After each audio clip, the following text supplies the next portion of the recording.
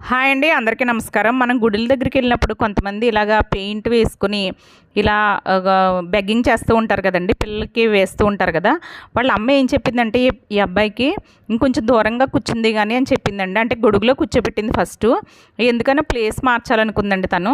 ఇక్కడ కూర్చో అని చెప్పింది. అసలు వాడికి 2 ½ ఇయర్స్ అలా ఉంటాయేమోనండి.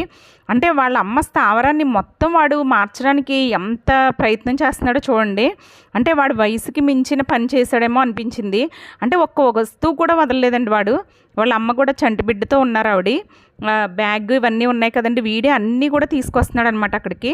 అంటే కొబ్బరి చెప్పులు కూడా అన్నీ ఎలా తీసుకురావాలో ఆడికి అర్థం కావట్లేదు. ఒక్కొక్కటి మోసుకెళ్ళాడండి. ఆడు అలా తీసుకొస్తుంటే పడిపోతే ప్రతి చిప్ప అక్కడ తీసుకెళ్ళాడు.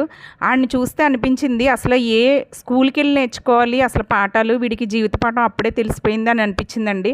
చాలా ముచ్చటేసిందనమాట. వాడికి అలాగా డబ్బులిచ్చి వచ్చానండి. చాలా ఆనందంగా